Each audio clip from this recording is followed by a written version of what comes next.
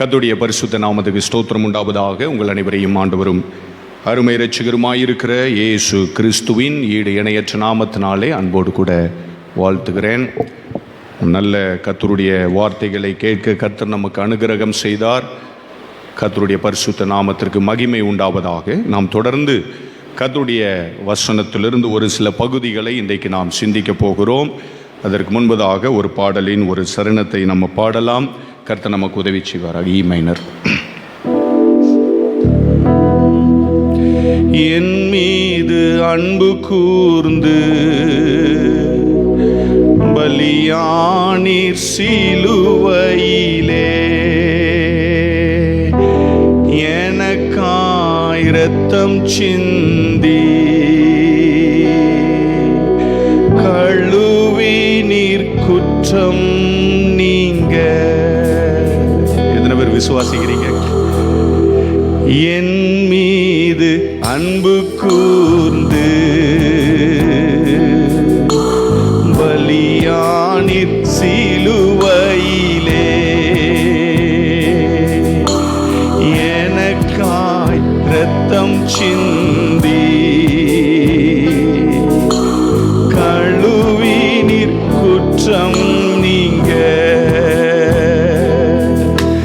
தெரிந்தெடுத்தீ பிறக்கும் முன்னால் உமக்கென்று வாழ்ந்திட. சேர்ந்து சொல்லுங்க பகலக்கு. தெரிந்தெடுத்தீ பிறக்கும் முன்னால் உமக்கென்று வாழ்ந்திட. ஆராதனை உமக்கு அனுதினமும் உமக்கு. கைகளை உயர்த்தி ஆண்டவரை மகிமைப்படுத்துங்க பார்க்கலாமே. வாய்களை திறந்து நன்றி நிறைந்த இருதயத்தோடே அனுதினமும் உமக்கு இரத்தத்தா பிதாவோடு ஒப்புரவாக்கி மகிழச் செய்தி பாடுவோம்.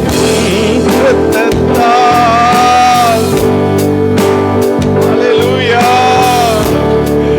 வாக்கி மகிழச் செய்தி மறைபடாத மகனாக நீருத்தி நீதம் பார்க்கின்றீர். மறைபடாத மகனாக நீருத்தி நீதம் பார்க்கின்றீர். வல்லமையும்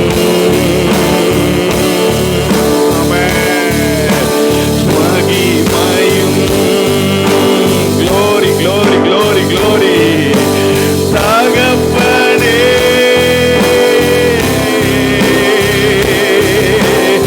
உமக்கு தானே. ஒரு விசை ஒரே குரலோடு வல்லமையும் மகிமையும் தகப்பனே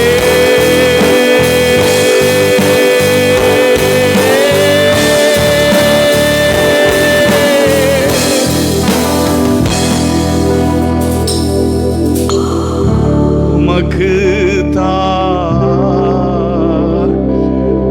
எல்லாரும் ஒரு 2 நிமிஷம் வாய்களை திறந்து கர்த்தருக்கு ஸ்தோத்திரம் பண்ணுங்க பார்க்கலாம்.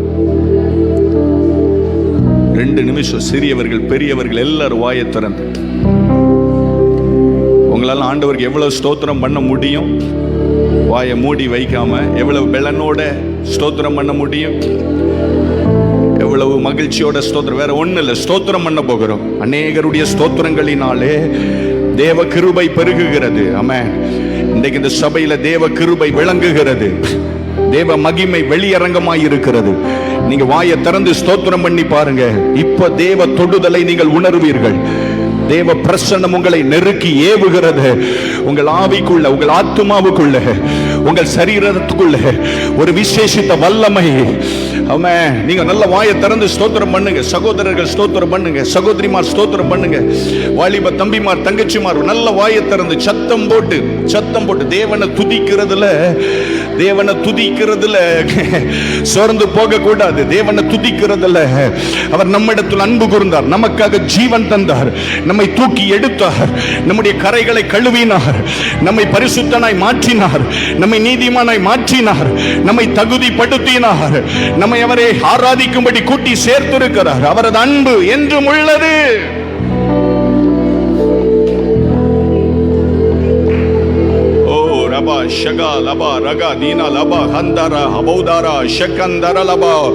வல்லமை உமக்குரியது, மகிமை உமக்குரியது, துதி உமக்குரியது, கனம் உமக்குரியது. அடுத்த கொஞ்ச நேரம் உமது பிரசன்னத்திற்குள் எங்களை ஒப்புக்கொடுக்கிறோம். எங்களது ஆவியை, எங்களது ஆத்துமாவை, எங்களது சரீரத்தை, எங்களது சிந்தனை மண்டலங்களை 7 தரம் உருக்கி புடமிடப்பட்ட சுத்த வெள்ளிக்கு ஒப்பான உமது வார்த்தைகளுக்கு ஒப்புக்கொடுக்கிறோம். அந்த வார்த்தைக்குள்ள இருக்கிற ஜீவன் எங்களை உயிர்ப்பிக்கும்படியாய் ஒப்புக்கொடுக்கிறோம். நீர் எழுந்தருளி இருக்கிறீர், நீர் மாத்திரம் மகிமைப்படுவீராக, நீர் மாத்திரம் வெளிப்படுவீராக, நீர் மாத்திரம் உயர்ந்திருப்பீராக. ஜனங்களுக்குள்ளே உயர்ந்திருப்பேன், ஜாதிகளுக்குள்ளே உயர்ந்திருப்பேன் என்று சொன்னவரே, நீர் மாத்திரம் உயர்ந்திருப்பீராக. எங்கள் கண்களை திறந்து கொடுப்பீராக, எங்கள் இருதயங்களை திறந்து கொடுப்பீராக. சுத்த ஜீவ வார்த்தைகள் எங்களுக்குள் பிரவேசிக்கிற பொழுது கட்டுகள் உடைவதாக, நிந்தைகள் மறைவதாக, நுகங்கள் முறிக்கப்படுவதாக, ஆவிக்குள்ளே, ஆத்துமாவுக்குள்ளே, சரீரத்திற்குள்ளே ஒரு விடுதலை உண்டாவதாக, ஒரு ஆயத்தம் உண்டாவதாக, ஒரு அபிஷேக மழை இறங்கி வருவதாக. அல்லேலூயா, அல்லேலூயா, அல்லேலூயா, அல்லேலூயா. பரிசுத்த ஆவியானவர் கிரியை நடப்பிப்பீராக. நம்முடைய கையில் ஒப்புக் கொடுக்கிறோம். இயேசு கிறிஸ்துவின் நாமத்தில் ஜெபிக்கிறோம் எங்கள் பிதாவே, ஆமென்.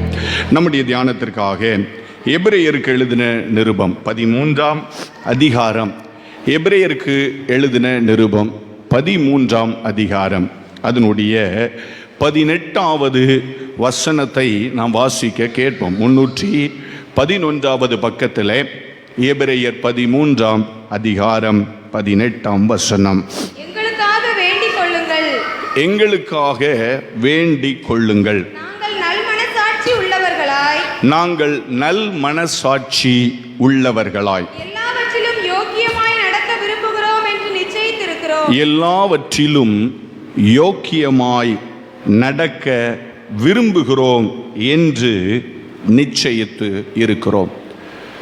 14வது வசனத்தில் வாசித்து பார்க்கிற பொழுது வேதம் சொல்லுகிறது, நிலையான நகரம் நமக்கு இங்கே இல்லை, வரப்போகிறதையே நாடி தேடுகிறோம் என்று 14வது வசனத்தில் சொல்லிவிட்டு 18வது வசனத்தில் எபிரேய நிருபத்தை ஆக்கியோன் அப்போஸ்தலனாகிய பவுலா இருக்கலாம் என்று அநேக பரிசுத்தவான்களின் விசுவாசம், எனது விசுவாசமும் கூட அப்படித்தான்.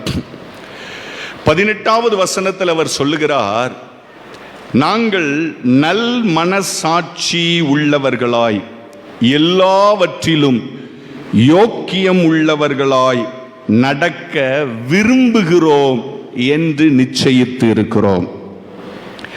இன்றைக்கு நான் சபைக்கு முன்பதாக ஒரு முக்கியமான வேத பகுதியை பரிசுத்த ஆவியானவரின் துணையோடு கூட நான் வைக்க விரும்புகிறேன். சென்ற வாரத்தில் ஆவிக்குரிய மனிதனுடைய குணாதிசயங்களை நாம் சிந்தித்து பார்க்கிற பொழுது நாம் ஒரு வார்த்தையை சிந்தித்து பார்த்தோம், வீணான புகழ்ச்சியை விரும்பாமல் என்று நாம் சிந்தித்து பார்த்தோம். சபை இந்த பூமிக்கு உரியது அல்ல, சபை பரலோகத்திற்கு உரியது. நான் உலகத்தான் அல்லாதது போல நீங்களும் உலகத்தார்கள் அல்ல என்று நம்முடைய தேவன் நமக்கு சொல்லி போய் இருக்கிறார். எனவே நாம் உலகத்திற்கு உரியவைகளை நாம் சிந்தித்து பார்க்காமல் பரலோகத்திற்கு உரியவைகளை நாம் சிந்தித்து பார்க்க வேண்டும். இல்லை என்றால் நாம் பரலோகத்தில் போய் சேருவதற்கு நாம் ஆயத்தப்பட வேண்டும் என்று சொன்னால், அந்த ஆயத்தத்தை நாம் பெற்றுக்கொள்ளுகிறதற்காகத்தான் தேவன் சபையிலே ரட்சிக்கப்படுகிறவர்களை கொண்டு வந்து சேர்க்கிறார். அல்லேலூயா, அல்லேலூயா, அல்லேலூயா, அல்லேலூயா. இந்த மனுஷனுக்கு தேவன் கொடுத்திருக்கிற ஒரு விசேஷித்த ஒரு காரியம் என்னவென்றால் மனசாட்சி. என்ன காரியம் சொல்லுங்க பார்க்கலாம், சொல்லுங்க பார்க்கலாம். மனசாட்சி இருக்கிறவங்க எல்லாம் ஒரு அல்லேலியா சொல்லுங்க பார்க்கலாம். கொஞ்சம் பேருக்கு இருக்கு. கர்த்தர் உங்களை ஆசீர்வதிப்பார். கொஞ்சம் பேர் தேடிட்டு இருக்காங்க அது எங்க இருக்கு அப்படின்னு. கர்த்தருக்கு ஸ்தோத்திரம். மனுஷனுக்கு தேவன் கொடுத்த ஒரு அற்புதமான காரியம் மனசாட்சி. நம்ம அதனால தான் இந்த உலகத்தில் யாரையாவது பார்த்து கேட்கும்போது சொல்லுவோம், ஓ நெஞ்சில் கை வச்சு சொல்லு, நீ சொல்றது சரியா தப்பா அப்படின்னு சொல்லி கேட்போம். ஓ நெஞ்சில் கை வச்சு சொல்லு அப்படின்னோடனே நம்ம ஆட்கள் இங்கே கை வச்சு சொல்லிடுவாங்க. அது அப்படி அல்ல. ஓ மனசாட்சியை கேட்டு சொல்லு, நீ சொல்றது சரியா தப்பா அப்படின்னு அர்த்தம். எந்த நாய்கிட்டையும் பூனைக்கிட்டையும் போய் மனுஷன் கேட்கறது இல்லை, ஓ நெஞ்சில கை வச்சு சொல்லு அப்படின்னு கேட்கறது இல்லை. தேவன் மனுஷனுக்கு ஒரு அற்புதமான ஒரு காரியத்தை கொடுத்திருக்கிறார், மனசாட்சி. நாம் சில மாதங்களுக்கு முன்பதாக ஆவி ஆத்துமா சரீரத்தை குறித்ததான வேத பாடத்தை நாம் கற்றுக்கொள்ளுகிற பொழுது இந்த மனசாட்சியை குறித்து நாம் ஆழமாக சிந்தித்து பார்த்தோம். ஆத்துமாவிலே வெளிப்புறமான மனிதனுக்கும் உள்ளான மனிதனுக்கும் இடையிலே தொடர்பு உடைய இந்த ஆத்துமாவில் இருக்கிற ஒரு பகுதி மனம் என்பதை பரிசுத்த வேதத்தில் இருந்து நாம் சிந்தித்து பார்த்தோம். நல்லா கவனிக்கணும். வெளியே இருந்து உள்ள போகிற காரியங்கள் இந்த மனது வழியாகத்தான் போக வேண்டும். உள்ளே இருந்து வெளியே வருகிற காரியங்களும் இந்த மனதின் வழியாகத்தான் வெளியே வர வேண்டும். அப்படிப்பட்ட ஒரு மனசாட்சியை கான்சைன்ஸ் அப்படின்னு ஆங்கிலத்தில் அதை சொல்லுகிறார். கான்சைன்ஸ், மனசாட்சி.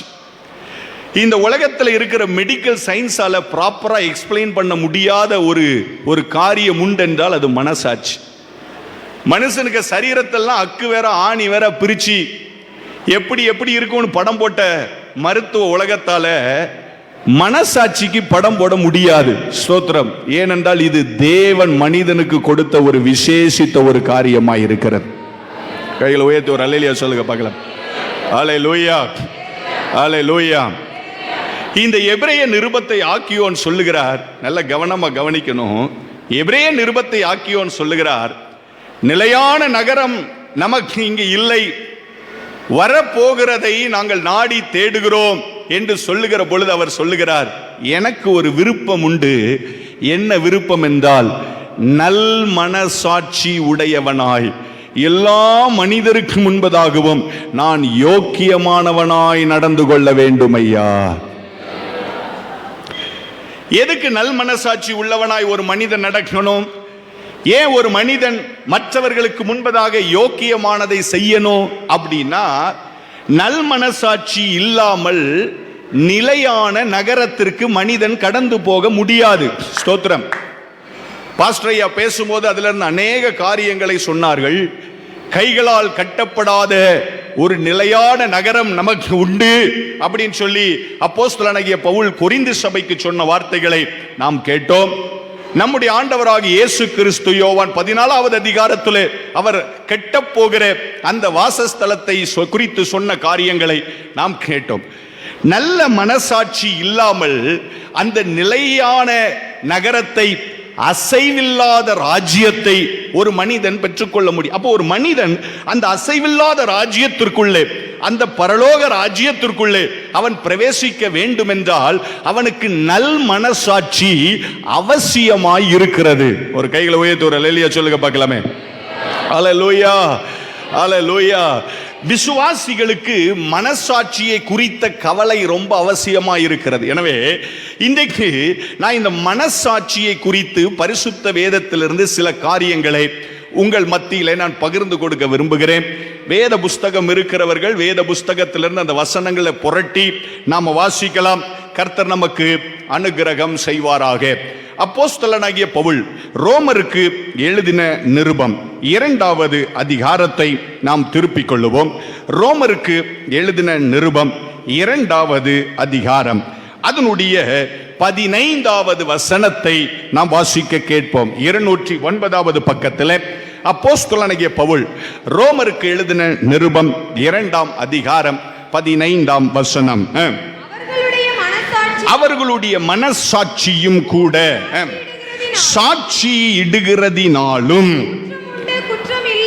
குற்றம் உண்டு குற்றம் இல்லை என்று அவர்களுடைய சிந்தனைகள் ஒன்றை ஒன்று தீர்க்கிறதினாலும் நியாயப்பிரமாணத்திற்கேற்ற கிரியை நியாயப்பிரமாணத்திற்கு ஏற்ற கிரியை இருதயங்களில் எழுதியிருக்கிறது தங்கள் இருதயங்களில் எழுதியிருக்கிறது என்று காண்பிக்கிறார்கள். 16வது வசனத்தில் பவுல் சொல்லுகிறார் பாருங்கள், என் சுவிசேஷத்தின்படியே தேவன் இயேசு கிறிஸ்துவை கொண்டு மனுஷருடைய அந்தரங்கங்களை குறித்து நியாய தீர்ப்பு கொடுக்கும் நாளிலே இது விளங்கும் என்று பரிசுத்த வேதம் சொல்லுகிறது. கைகளை உயர்த்தி கர்த்தருக்கு மகிமை செலுத்துங்க பார்க்கலாமே. அல்லேலூயா, அல்லேலூயா. கர்த்தருடைய பரிசுத்த நாமத்துக்கு ஸ்தோத்திரம் உண்டாவதாக. இந்த மனசாட்சிக்கு தேவன் ஒரு குணாதிசயத்தை கொடுத்து வைத்திருக்கிறார். என்ன குணாதிசயம் என்றால், இது சாட்சி கொடுக்கிற குணாதிசயத்தை உடையதாய் இருக்கிறது. மனசாட்சி ஏன் கிறிஸ்தவனுக்கு, விசுவாசிக்கு முக்கியமானதாய் காணப்படுகிறது என்றால், சபையை கவனிக்க வேண்டும். இந்த மனசாட்சிக்குள்ளே தேவன் சாட்சி கொடுக்கிற அனுபவத்தை வைத்திருக்கிறார். இந்த சாட்சி கொடுக்கிற அனுபவம் என்றால் என்ன? வேதம் சொல்லுகிறது, குற்றம் உண்டு, குற்றம் இல்லை என்று இது தீர்க்கும். நல்லா கவனிக்கணும், நல்லா கவனிக்கணும். ஆரம்பத்திலிருந்து இந்த வசனங்களை கவனிச்சீங்கன்னா இதை குறித்து வேதம் நமக்கு சொல்லுகிற ரகசியங்களை நாம் அறிந்து கொள்ள முடியும். குற்றம் உண்டு, குற்றம் இல்லை என்று ஒரு மனிதனுக்கு புத்தி சொல்லுகிறதற்காக தேவன் அந்த மனிதனுக்குள்ள ஆத்துமாவிலே மனசாட்சியை தேவன் வைத்திருக்கிறார். எதற்காக குற்றம் உண்டு, குற்றம் இல்லை என்று இந்த மனசாட்சி சொல்ல வேண்டும்? அதனால்தான் அப்போஸ்தலனாகிய பவுல் கொரிந்து சபைக்கு எழுதும் போது 1 கொரிந்தியர் 11வது அதிகாரத்தில் வாசிக்க வேண்டாம், நம்ம எல்லாருக்கும் நல்லா தெரிஞ்ச வசனம் தான். சபைக்கு சொல்லும் போது சொன்னார், நம்மை நாமே நிதானித்து நாம் அறிந்தால் நாம் என்ன செய்யப்பட மாட்டோம், நாம் நியாயம் தீர்க்கப்பட மாட்டோம் என்று பரிசுத்த வேதம் சொல்லுகிறது. கைகளை உயர்த்தி ஒரு அல்லேலூயா சொல்லுங்க பார்க்கலாம். ஹல்லேலூயா. எதற்காக குற்றம் உண்டு, குற்றம் இல்லை என்று தீர்மானிக்கிற மனசாட்சியை தேவன் மனிதனுக்கு கொடுத்திருக்கிறார். சபைக்கு பவுல் சொல்லுகிறார், ஐயா, நீ உன்னை ஆராய்ந்து, நீ உன்னை உய்த்து ஆராய்ந்து, நீ உன்னை நிதானித்து ஆராய்ந்து பார்த்து எது குற்றம் எது குற்றம் இல்லை என்று நீ கண்டு உணர்ந்து அதன்படி நீ நடந்தால் நீ என்ன செய்யப்பட மாட்டாய், நியாயம் தீர்க்கப்பட மாட்டாய். அதுதான் ரோமர் 2:16 சொல்லுகிறார், இயேசு கிறிஸ்து நியாயம் தீர்க்கும் நாளிலே அது விளங்கும் அப்படின்னு பரிசுத்த வேதம் சொல்லுகிறது. அப்ப இந்த மனசாட்சி ஒரு மனிதனுக்குள்ள இருந்து இது சரி இது தவறு என்று போதிக்கிறதை நாம் பரிசுத்த வேதத்தில் வாசித்து பார்க்க முடியும். நம்ம வேதத்தை திருப்பிக் கொள்ளுகிற பொழுது யோவான் எழுதின சுவிசேஷத்தை நாம திருப்பிக் கொள்ளலாம். வேகமாக சில காரியங்களை உங்கள் மத்தியிலே சொல்லிக் கொடுக்க நான் விரும்புகிறேன். நீங்க வீட்டில் போய் பொறுமையாக 2 தடவை 3 தடவை படிச்சு கர்த்தருடைய வார்த்தைகளை தியானித்து பாருங்கள். கர்த்தர் நமக்கு உதவி செய்வாராக. யோவான் எழுதின சுவிசேஷம் 8வது அதிகாரம் அதனுடைய 7வது வசனத்தில் இருந்து 9வது வசனங்கள் வரைக்கும் உள்ள வார்த்தைகளை நாம் வாசிக்க கேட்போம். 137வது பக்கத்தில் யோவான் எழுதின சுவிசேஷம் 8வது அதிகாரம் 7வது வசனத்திலிருந்து 9வது வசனங்கள் வரைக்கும்.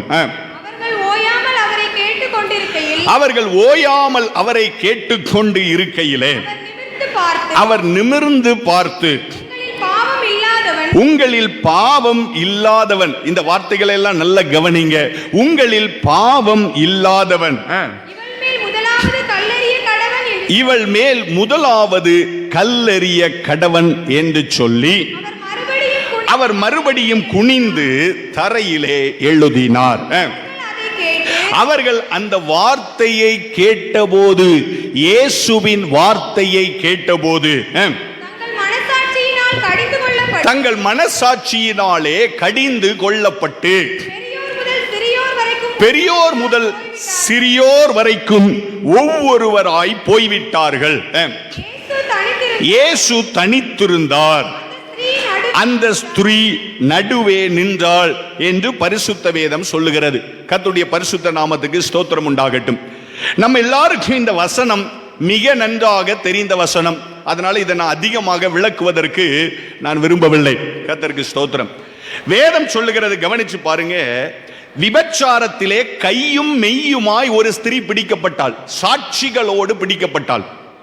கையும் மெய்யுமாய் பிடிக்கப்பட்ட ஸ்திரீயை இயேசு கிறிஸ்துவுக்கு முன்பதாக நிறுத்தி கொண்டு இவர்கள் கேட்கிறார்கள், இவளை கல்லெறிய வேண்டும் என்று பிரமாணம் சொல்லுகிறதே, நீர் என்ன சொல்லுகிறீர் என்று கேட்டார்கள்.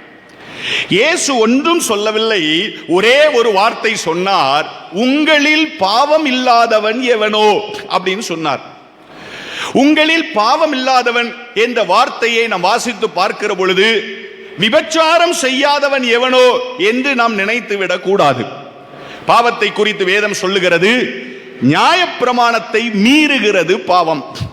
அப்ப நியாயப்பிரமாணத்தில் பல விதமான காரியங்கள் எழுதப்பட்டிருக்கிறது, அதை மீறுவது பாவம். ஏன் ஆண்டவர் இந்த ஜனங்களை பார்த்து சொன்னார், விபச்சாரம் பண்ணினது 2 பேர், ஸ்தோத்திரம். ஒருத்தனை சைலண்டா தப்ப விட்டுட்டாங்க, இன்னொருத்திய பிடித்து கொண்டு நியாய தீர்ப்புக்காக நிற்கிறார்கள். ஸ்தோத்திரம். நல்ல கவனிக்கணும், சபை தெளிவாக கவனிக்கணும். அப்ப நியாய தீர்ப்பு பண்ணும் போது நீ முகத்தாட்சண்யம் பாராத அப்படின்னு ஒரு பிரமாணம் இருக்கிறது. பிரமாணத்தை இவன் மீறி ஒரு தப்பு பண்ணினவனை சைலண்டா விட்டுட்டு இன்னொருத்திய பிடித்து கொண்டு வந்து இவளை என்ன செய்ய வேண்டும் அப்படின்னு கேட்கிறாங்க. நாம என்னாகமத்தின் புஸ்தகத்தில் வாசித்து பார்க்கிற பொழுது 25வது அதிகாரத்தில் வீட்டில் போய் வாசிச்சு பாருங்க. இஸ்ரவேலர்கள் வேசித்தனம் பண்ணினார்கள், தேவனது வாதை சபைக்குள்ளே கடந்து வந்தது. இப்ப அந்த வாதையினாலே இந்த ஜனங்கள் எல்லாரும் அழுது கொண்டு நிற்கிறார்கள், தேவனுக்கு முன்பதாக அழுது கொண்டு நிற்கிறார்கள். அந்த சமயத்துல சிமியோன் கோத்திரத்தை சேர்ந்த ஒரு பிரபு, அவனுடைய பெயர் சிம்ரி, அவன் மீதியானியர்களின் தலைவனாயிருக்கிற அந்த தலைவனின் மகளை, அவளுக்கு பேர் கஸ்பி, கூட்டிக் கொண்டு எல்லா ஜனங்களுக்கு முன்பதாக, சபைக்கு முன்பதாக பாவம் செய்யும்படிக்கு கடந்து வந்தார்.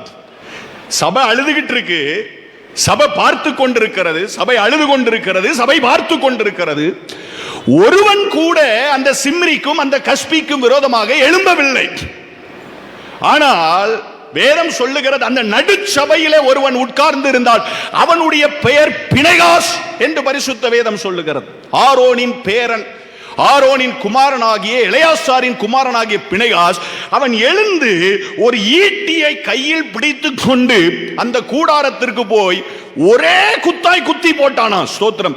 அந்த ஆணின் சரீரத்தையும் அந்த பெண்ணின் சரீரத்தையும் ஊடுருவி போகத்தக்கதாக. அப்ப நியாய தீர்ப்பு 2 பேருக்கும் சரியாக அவன் கொடுத்தான். அதனால ஆண்டவர் சொன்னார், இவன் பக்தி வைராக்கியம் எனக்காக காண்பித்தான் அப்படின்னு சொன்னார். அல்லேலூயா, அல்லேலூயா. ஆனால் இங்கே சிம்ரியை தப்ப விட்டு விட்டார்கள், கஸ்பியை பிடித்து கொண்டு வந்திருக்கிறார்கள். என்ன செய்ய வேண்டும் அப்படின்னு இப்ப ஆண்டவர் கேட்கிறார், உன்கிட்ட பாவம் இல்லை அப்படின்னு சொல்றவே முதல்ல கல்லெறியட்டும். 2வது இருக்கிறவனுக்கு பாவம் இருந்தாலும் பரவாயில்ல, முதல் எறிகிறவனுக்கு மாத்திரம் ஒரு பினெகாஸ் இருந்தா கூட போதும், ஒரு பினெகாஸ் இருந்தா போதும், அவன் கல்லெறியட்டும். மீதி எல்லாரும் பினெகாசா இருக்கணும்னு அவசியம் அல்ல, நீ கல்லெடுத்து எறியலாம் என்று சொன்ன உடனே, அந்த வார்த்தையை கேட்ட உடனே, நம்ம வாசித்து கேட்டோம் அல்லவா, சங்கீதம் 12:6 தேவனது வசனம் எல்லாம் மண் குகையிலே உருக்கி 7 தரம் புடமிடப்பட்ட சுத்த வெள்ளிக்கு ஒப்பான வார்த்தைகள் என்று எழுதப்பட்ட அந்த வசனம் அவனுக்குள்ளே பிரவேசித்த பொழுது அவன் தனது மனசாட்சியை கேட்டு பார்க்கிறான். நான் பாவம் இல்லாதவனா என்று கேட்டவுடனே அந்த மனசாட்சி அவனை கடிந்து கொண்டது என்று பரிசுத்த வேதம் சொல்லுகிறது. கைகளை உயர்த்துவார், அல்லேலூயா சொல்லுங்க பார்க்கலாமே. அல்லேலூயா, அல்லேலூயா. நல்ல மனசாட்சிக்கு ஒரு குணாதிசயம் இருக்கு பிரதர், நல்ல மனசாட்சிக்கு ஒரு குணாதிசயம் இருக்கு சிஸ்டர். அது என்ன தெரியுமா செய்யும்? அது கடிந்து கொள்ளும், அது சாட்சி கொடுக்கும், அது கடிந்து கொள்ளும். கடிந்து கொள்ளுகிற மனசாட்சி உங்ககிட்ட இருந்துச்சுன்னா அது நல்ல மனசாட்சி, என்கிட்ட இருந்துச்சுன்னா அது நல்ல மனசாட்சி. எத்தனை பேருக்கு அந்த வசனங்கள் விளங்குது? ஆமென் சொல்லுங்க பார்க்கலாமே, ஆமென் சொல்லுங்க பார்க்கலாமே. அல்லேலூயா. அதனால அப்போஸ்தலனாகிய பேதுரு அந்த பெந்தேகோஸ்தே நாளிலே எழும்பி முதல் பிரசங்கம் பண்ணுகிற பொழுது பிரசங்கம் பண்றார், தாவீதை குறித்து பேசுறார். இயேசு கிறிஸ்துவை குறித்து பேசுகிறார். ஸ்தோத்திரம். எல்லாவற்றையும் குறித்து பேசின உடனே ஜனங்கள் என்ன செய்தார்களாம்? அந்த வார்த்தைகளை எல்லாம் கேட்ட உடனே அவங்களது இருதயம் என்னப்பட்டதாம். எடுத்து வாசிங்க பார்க்கலாம். அப்போஸ்தலர் நடபடிகளுடைய புஸ்தகம் 2வது அதிகாரம் 37வது வசனமா எடுத்து வாசிங்க பார்க்கலாம். அப்போஸ்தலர் பைபிள் எல்லாம் புரட்டுங்க. ஸ்தோத்திரம். 2வது அதிகாரம். எதுக்கு இந்த நல்ல மனசாட்சி தேவை அப்படின்னு ஒரு 5 காரியம் இருக்கு. அந்த 5 காரியத்தை சிந்திக்கிறதுக்கு முன்பதாக இந்த மனசாட்சி குறித்து வேதம் சொல்லுகிறதை நான் உங்களுக்கு சுட்டி காண்பிக்க விரும்புகிறேன். அதனால எவ்வளவு ஸ்டடியா உட்கார முடியுமோ அவ்வளவு ஸ்டடியா உட்கார்ந்து, எவ்வளவு தெளிவா பைபிளை பார்க்க முடியுமோ அவ்வளவு தெளிவா பார்த்து கர்த்தருடைய வேதத்தை நாம் கவனிப்போம். 163வது பக்கத்தில் அப்போஸ்தலர் 2வது அதிகாரம் 37வது வசனத்தை நாம் வாசிக்க கேட்போம். இந்த வார்த்தைகளை எல்லாம், தேவ வசனங்களை எல்லாம் அவர்கள் கேட்ட பொழுது இருதயத்திலே குத்தப்பட்டவர்களாகி பேதுருவையும் மற்ற அப்போஸ்தலரையும் பார்த்து, சகோதரரே, நாங்கள் என்ன செய்ய வேண்டும் என்றார்கள். பேதுரு அவர்களை நோக்கி, நீங்கள் மனம் திரும்பி ஒவ்வொருவரும் பாவ மன்னிப்புக்கு என்று இயேசு கிறிஸ்துவின் நாமத்தினாலே ஞான ஸ்நானம் பெற்றுக் கொள்ளுங்கள், அப்பொழுது பரிசுத்த ஆவியின் வரத்தை பெறுவீர்கள். 39வது வசனம் கவனமான வசனம். வாக்குத்தத்தமானது உங்களுக்கும் உங்கள் பிள்ளைகளுக்கும் நம்முடைய தேவனாகிய கர்த்தர் வரவழைக்கும் தூரத்தில் உள்ள யாவருக்கும் உண்டாயிருக்கிறது என்று சொல்லி உங்களை ரட்சித்துக் கொள்ளுங்கள் என்று சொல்லி புத்தி சொன்னான். கைகளை உயர்த்தி ஒரு அல்லேலூயா சொல்லுங்க பார்க்கலாமே. எல்லாரும் சேர்ந்து ஆண்டவரை மகிமைப்படுத்துங்க பார்க்கலாம். அல்லேலூயா. தேவ வசனத்தை கேட்கும் போது இருதயம் குத்தப்படணும். அப்படி குத்தப்படலன்னா நாம என்ன செஞ்சாலும் பிரயோஜனம் இல்லைன்னு அர்த்தம். அவர்கள் அந்த வசனத்தை கேட்ட உடனே, அந்த வசனத்தை என்னமோ நான் வாசிச்சு பார்ப்பேன் அநேக நாட்கள். பெரிய ஞானமான பிரசங்கம் என்று சொல்லிவிட முடியாது. ஸ்தோத்திரம். பைத்தியமாய் தோன்றுகிற பிரசங்கமாய் இருந்தாலும் அதற்குள்ளே ஜீவன் நிறைந்த வசனங்கள் இருக்கிறது. பேதுரு அந்த பிரசங்கத்தை பண்ணி முடிக்கிறாரு. வசனம் சொல்லுது, அவர்கள் தங்கள் இருதயத்தில் என்ன செய்தார்கள்? குத்தப்பட்டாரு. அவன் மனசாட்சி பேசுது. வசனத்தை வச்சு மனசாட்சி பேசுது. குத்தப்பட்ட உடனே இவன் கேட்கிறான், நான் என்ன செய்யணும்? பேதுரு சொல்றாரு, வாக்குத்தத்தம் உனக்கு மாத்திரமல்ல, தேவன் வரவழைக்கிற தூரத்தில் உள்ள அநேக ஜனங்களுக்கு. 2000 வருஷத்துக்கு முன்னால பேதுரு சொல்லி இருக்கிறாரு, கூடங்குளத்துல வரவழைக்கப்பட போகிற அநேக ஜனங்களுக்கு இந்த வாக்குத்தத்தம் இருக்கிறது. அல்லேலூயா. ஆனா நீ என்ன செய்யணும்? நீ ரட்சிக்கப்படணும், நீ அபிஷேகம் பெற்றுக்கொள்ளணும், நீ ஞானஸ்நானம் பெற்றுக்கொள்ளணும், நீ மாறுபாடு உள்ள சந்ததியை விட்டு விலகணும். ஸ்தோத்திரம். உன்னை நீ ரட்சித்துக்கொள். அப்படி நீ செய்தால் வாக்குத்தத்தம் உனக்கு உண்டாயிருக்கும் அப்படின்னு வேதம் சொல்லுது. ஒரு அல்லேலூயா சொல்லுங்க பார்க்கலாமே. அல்லேலூயா. மனசாட்சி சாட்சி கொடுக்கும், மனசாட்சி கடிந்து கொள்ளும். இந்த மனசாட்சியை குறித்து இன்னும் ஒரு காரியத்தை நான் பரிசுத்த வேதத்திலிருந்து உங்களுக்கு சுட்டி காண்பிக்க நான் விரும்புகிறேன். பரிசுத்த வேதத்துல அப்போஸ்தலனாகிய லூக்கா எழுதின சுவிசேஷம் 18வது அதிகாரத்தை நாம திருப்பிக் கொள்ளுங்க. நம்ம எல்லாருக்கும் நன்றாக தெரிந்த வார்த்தைகள். 18வது அதிகாரம் லூக்கா எழுதின சுவிசேஷம் 18வது அதிகாரம் அதனுடைய 9வது வசனத்தை வாசிப்போம். அதனுடைய 13வது வசனத்தை நாம் வாசிக்க கேட்போம். ஒரு நிமிஷமா இந்த வசனத்தை நம்ம எல்லாரும் சேர்ந்து வாசிப்போமா? 110வது பக்கத்துல இந்த வசனத்தை திருப்பிக் கொள்ளுங்க. நம்ம எல்லாரும் சேர்ந்து வாசிக்க போகிறோம். வாசிப்போமா? அன்றியும் தங்களை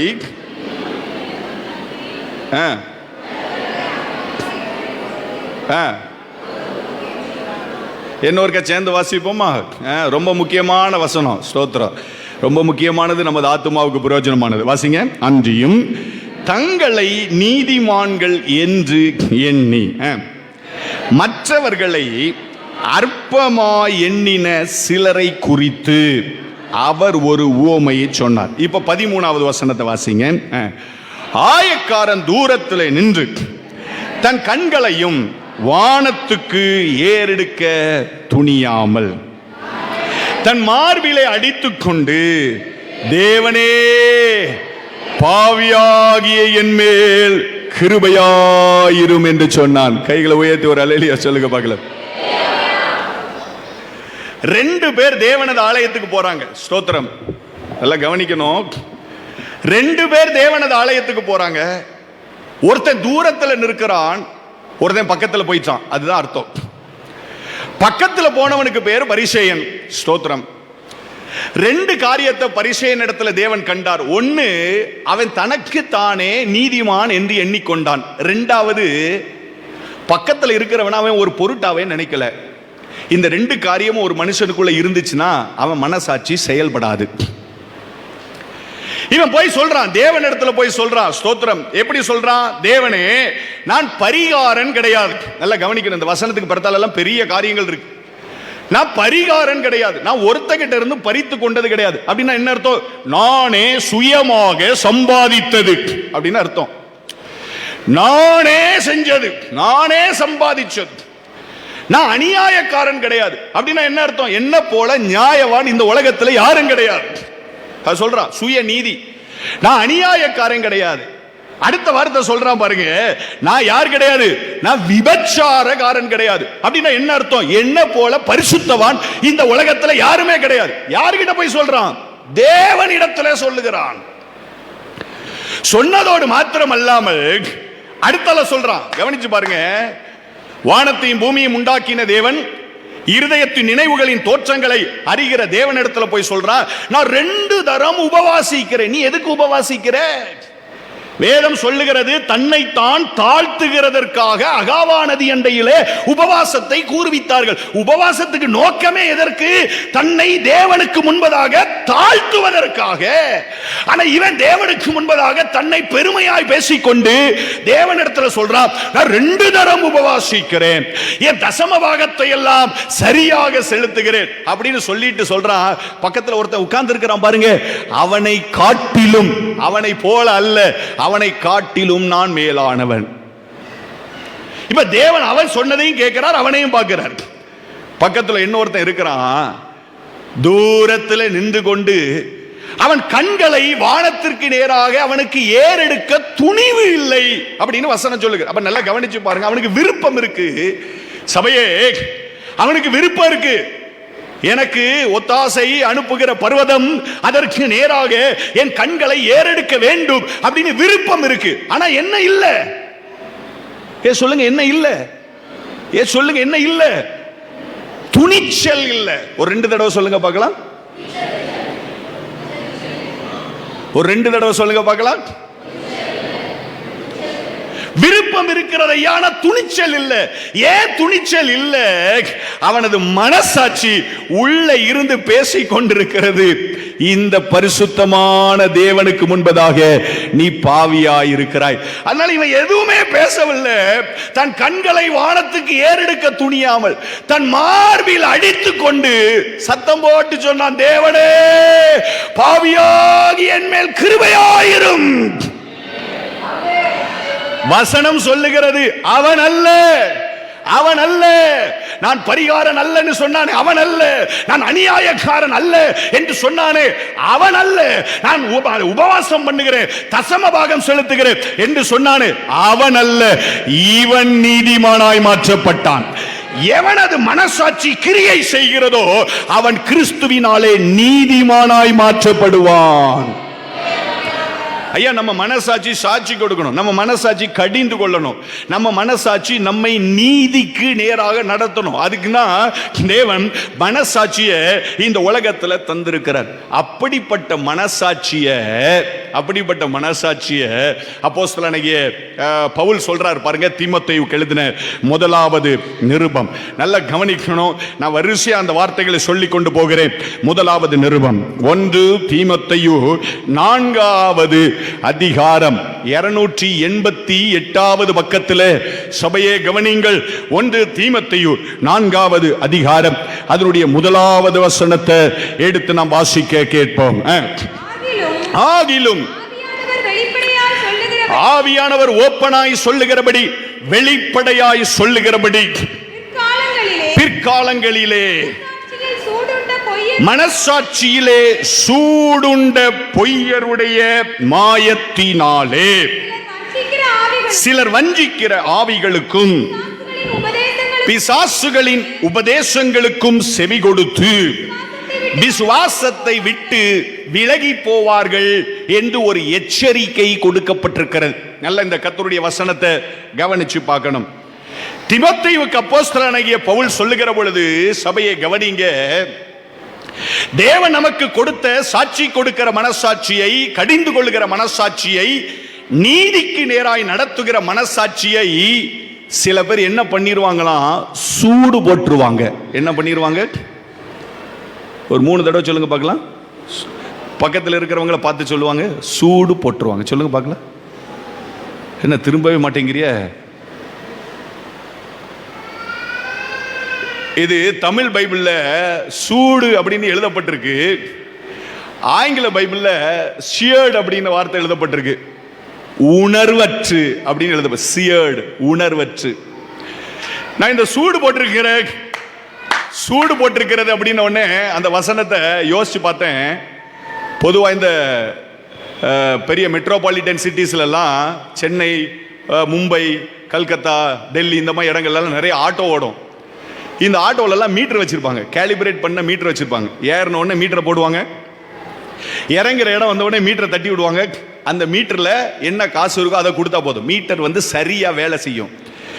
ஆனா நிறைய பணம் கிடைக்கணும் அப்படிங்கிறதுக்காக சில ஆட்டோ டிரைவர்ஸ் என்ன பண்ணிடுவாங்க, இந்த மீட்டரை கேலிபிரேட் பண்ணியிருந்த மீட்டரை அவன் இஷ்டத்துக்கு மாத்தி வச்சிருவான். நல்லா கவனிக்கணும், அவன் இஷ்டத்துக்கு என்ன செஞ்சு வச்சிருவான். மீட்டர் ஓடும், மீட்டர் போட்ட உடனே மீட்டர்ல லைட் வரும், மீட்டர் ஓடும். ஆனா யார் இஷ்டத்துக்கு ஓடும்?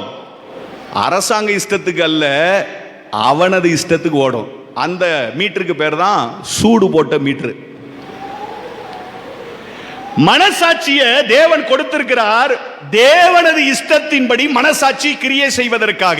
ஆனால் மனுஷன் என்ன பண்ணிடுவான், கவனிங்க சிஸ்டர், மனுஷன் என்ன பண்ணிடுவான், தேவனது இஷ்டத்தின்படி அல்ல, தனது இஷ்டத்தின்படி வேலை செய்வதற்காக மனசாட்சியை சூடு போட்டுருவான். அதுக்கு பேர் தான் மழுங்கி போன அனுபவம். விளங்குனவங்க மாத்திரம் ஒரு அல்லேலூயா சொல்லுங்க பார்க்கலாமே. அல்லேலூயா. எவ்வளவு பிரசங்கத்தை, எவ்வளவு பிரசித்தி பெற்ற ஊழியர்கள் வந்து முக்கி கத்தி கதறி ரத்தமே வெளியே வந்து பேசினாலும் ஒரு வார்த்தை கூட அந்த இருதயத்தை தொடவே செய்யாது. ஸ்தோத்திரம். ஏன்னா பிரசங்கில ஒரு வசனம் இருக்கு, இரும்பு மழுங்கி போன பிற்பாடு அதை எளிதா என்ன செய்ய முடியாது, அதை கூர்மையாக்க முடியாது. அதெல்லாம் சீக்கிரம் கூர்மை, ஏன்னா மழுங்கி போச்சு. இப்போ அதுக்கு நிறைய வேலை செய்ய வேண்டியது இருக்கு. கர்த்தருக்கு ஸ்தோத்திரம். வேதம் சொல்லுது, ஐயா சூடுபட்ட மனசாட்சி உள்ள வந்த உடனே மனுஷன் எங்க திரும்புறான், வஞ்சிக்கிற ஆவிகளுக்கு, கள்ள உபதேசங்களுக்கு திரும்பி விசுவாசத்தை விட்டு விலகி போகிறான் அப்படின்னு வசனம் சொல்லுது. எனக்கு பிரியமான தேவனுடைய சபையே, கடைசி காலங்களிலே கள்ள உபதேசங்களுக்கும் விசுவாசத்தை விட்டு விலகி போகாமல் இருக்க வேண்டும் என்று சொன்னால், ஸ்தோத்திரம், நமது மனசாட்சி கூர்மையானதாக இருக்க வேண்டியது அவசியமாக இருக்கிறது. எத்தனை பேர் விசுவாசிக்கிறீங்க? அல்லேலூயா, அல்லேலூயா. இப்படி இந்த அழுக்கடைஞ்சி போன, இந்த உணர்வடைஞ்சி போன, இந்த பாவம் நிறைஞ்சி போன, இந்த அசூசி நிறைஞ்சி போன இந்த மனசாட்சியை சுத்திகரிப்பதற்கு தான் இயேசு கிறிஸ்துவின் ரத்தம் இந்த உலகத்தில் சிந்தப்பட்டது. கைகளை உயர்த்தி ஒரு அல்லேலூயா சொல்லுங்க பார்க்கலாமே. இயேசு கிறிஸ்துவின் ரத்தம் நம்மை கிறிஸ்தவனாய் மாற்றுகிறதற்கு அல்ல. இயேசு கிறிஸ்துவின் ரத்தம் ஜோசப் என்ற பெயரை கொடுப்பதற்காக அல்ல. இயேசு கிறிஸ்துவின் ரத்தம் இந்த உலகத்தில் ஏன் சிந்தப்பட்டது என்று சொன்னால், என் மனசாட்சியை சுத்திகரிப்பதற்காக. இந்த உலகத்துல எந்த மெடிசினும் செய்ய முடியாத காரியத்தை இயேசு கிறிஸ்துவின் ரத்தம் செய்து முடிக்கிறது. அதைத்தான் எபிரேயருக்கு எழுதின நிருபத்திலே நாம் வாசித்து பார்க்கிறோம். பாருங்க, எபிரேயருக்கு எழுதின நிருபம் 9வது அதிகாரத்தை நாம் திருப்பிக் கொள்ளுகிற பொழுது அதனுடைய 14வது வசனத்திலே வேதம் சொல்லுகிறது. பாருங்க, நித்திய ஆவியினாலே 305வது பக்கத்தில் வசனத்தை பாருங்க. வசனம் நம்மோடு கூட இடைப்படுவதாக, நித்திய ஆவியினாலே தம்மை தாமே பழுதற்ற பலியாக தேவனுக்கு ஒப்பு கொடுத்த கிறிஸ்துவினுடைய இரத்தம் ஜீவனுள்ள தேவனுக்கு ஊழியம் செய்வதற்கு உங்களது மனசாட்சியை செத்து போன கிரியைகளற சுத்திகரிப்பது எவ்வளவு நிச்சயமாயிருக்கிறது. ஹல்லேலூயா. அப்ப இந்த மனசாட்சிக்குள்ள சூடு என்று சொன்னால் என்ன அர்த்தம்? செத்த கிரியைகள், நாற்றம் பிடித்த கிரியைகள் உட்கார்ந்து இருக்கிற பொழுது இயேசு இந்த உலகத்தில் நம்மிடத்தில் அன்பு கூர்ந்து நமக்காக ஜீவன் தந்தார். ஆமென், ஆமென். நம்மிடத்தில் அன்பு கூர்ந்து நமக்காக ஜீவன் தந்தபடியினாலே அவருடைய இரத்தம் நமக்கு மேலே தெளிக்கப்பட்ட உடனே எபிரேயர் 10வது அதிகாரத்தில் வாசித்து பார்க்கிறோம். துர்மனசாட்சி நீங்க தெளிக்கப்பட்ட இருதயம் உள்ளவர்களாக, சுத்த ஜலத்தால் கழுவப்பட்ட சரீரம் உள்ளவர்களாக நாம் கிருபாசனத்துக்கண்டையிலே சேர கடவோம் என்று எழுதப்பட்டிருக்கிறது. அவரது இரத்தம் நமது மனசாட்சிக்குள்ளே தெளிக்கப்பட்டிருக்கிறது.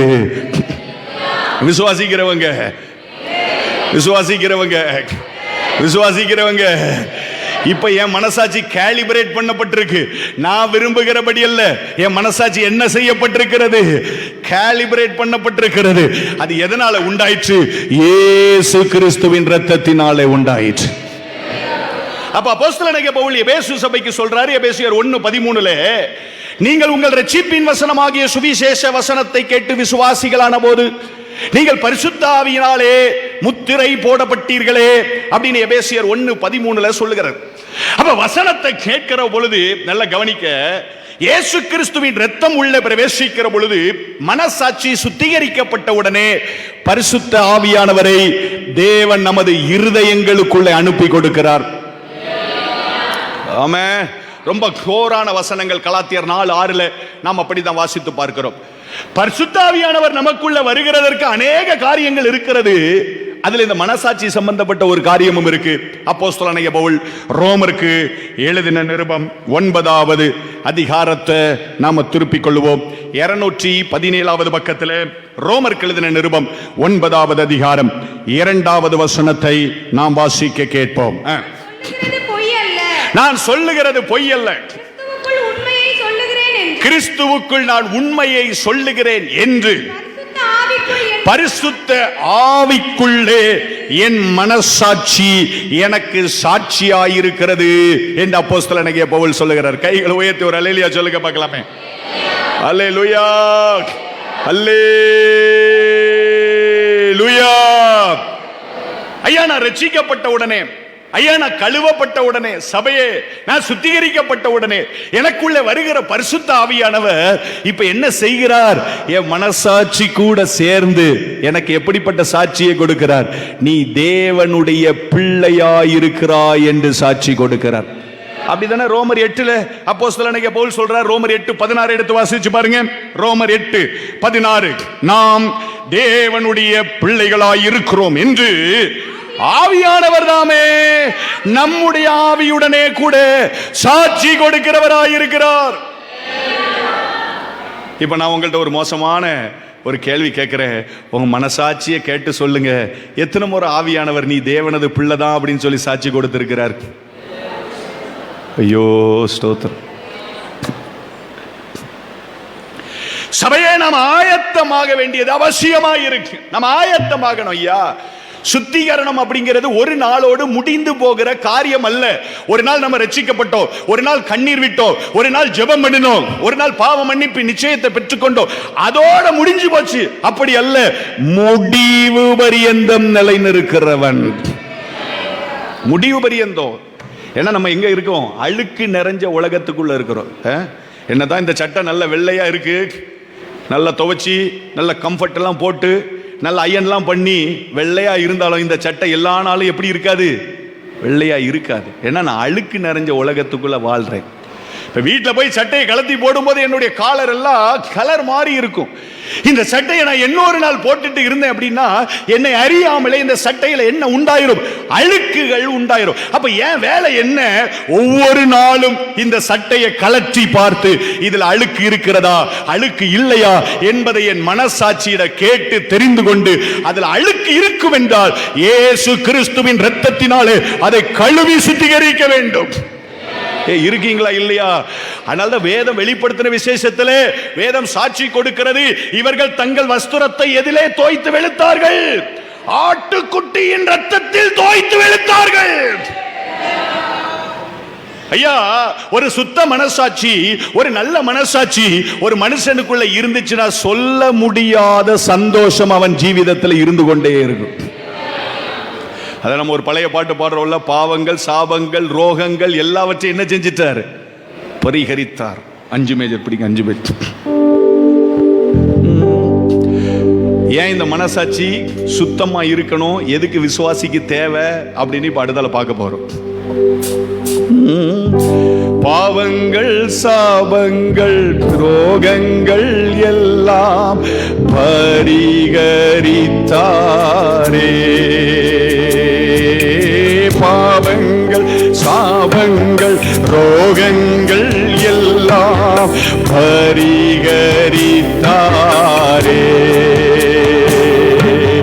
தேவாதி தேவன் என் உள்ளத்தில் வந்து தங்கியே விட்டாரே. சேர்ந்து பாடுங்க. தேவாதி தேவன் என் உள்ளத்தில் வந்து தங்கியே விட்டாரே. என்ன என் ஆனந்தம், என்ன என் ஆனந்தம் சொல்ல கூடாது. என்ன என் ஆனந்தம், என்ன என் ஆனந்தம் சொல்ல கூடாது. மன்னன் கிறிஸ்து என் பாவத்தை எல்லாம் மன்னித்து விட்டாரே. ஆஹா, மன்னன் கிறிஸ்து என் பாவத்தை எல்லாம் மன்னித்து விட்டாரே. ஒரு நல்ல விசுவாசிக்கு இந்த மனசாட்சி சுத்தமானதாக இருக்க வேண்டியதின் அவசியம் என்ன? ஒரு 2-3 காரியங்களை நான் பரிசுத்த வேதத்திலிருந்து பட்டுன்னு சொல்லி கொடுக்க நான் விரும்புகிறேன். வேதத்தை திருப்பிக் கொள்ளுங்க. அப்போஸ்தலர் நடபடிகளுடைய புஸ்தகம் 23வது அதிகாரம். பைபிள் இருக்கிறவங்க திருப்பிக் கொள்ளுங்க. அப்போஸ்தலர் நடபடிகளுடைய புஸ்தகம் 23ஆம் அதிகாரம் 1வது வசனத்தை நாம் வாசிக்க கேட்போம். 197வது பக்கத்தில் அப்போஸ்தலர் 23 1வது வசனம். பவுல் ஆலோசனை சங்கத்தாரை உற்று பார்த்து, சகோதரரே, இந்நாள் வரைக்கும் எல்லா விஷயங்களிலும் நான் நல்மன சாட்சியோடே தேவனுக்கு முன்பாக நடந்து வந்தேன் என்று சொன்னான் அப்படின்னு பரிசுத்த வேதம் சொல்லுகிறது. அப்போஸ்தலனாகிய பவுலின் வாழ்க்கையை குறித்து நாம் நன்றாக அறிந்திருக்கிறோம். எத்தனையோ முறை நீதி விசாரணைக்கு முன்பதாக நிறுத்தப்பட்டார். சேனாதிபதியினால் பிடித்து கொண்டு போகப்பட்டார். ஆலோசனை சங்கத்திற்கு முன்பதாக நிறுத்தப்பட்டார். அகிரிப்பா ராஜாவுக்கு முன்பதாக நிறுத்தப்பட்டார். ராயனுக்கு முன்பாக நிறுத்தப்பட்டார். ஸ்தோத்திரம். அதிகாரங்களுக்கும் அரசாங்கங்களுக்கும் முன்பாக அவன் நிறுத்தப்பட்ட போதும் அவரது ஜீவிதத்தில் துளி கூட பயம் வந்ததே இல்லை. இருக்கீங்களா? நம்ம ஊர்ல ஒரு மொழி சொல்லுவாங்க, மடியில கணம் இல்லைன்னா வழியில. இந்த பழமொழி தெரிஞ்சவங்க எல்லாம் ஒரு தடவை சொல்லுங்க பாப்போம். மடியில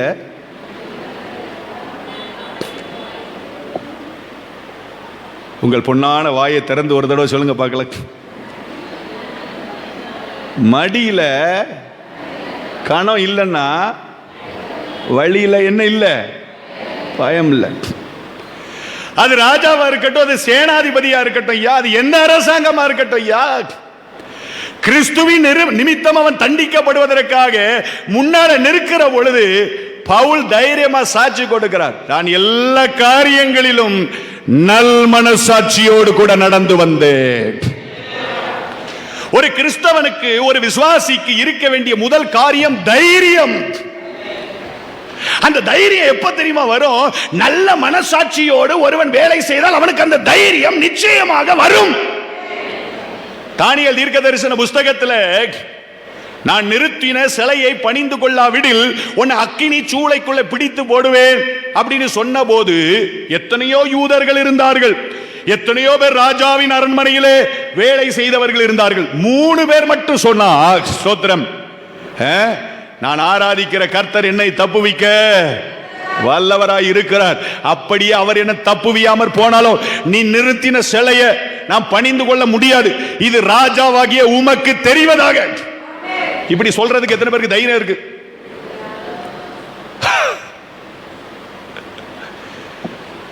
அப்படி என்ன தப்புவியாமற் போனாலும் ராஜாவே உமக்கு தெரிவதாக நான் பணிந்து கொள்ள முடியாது. ஏன்?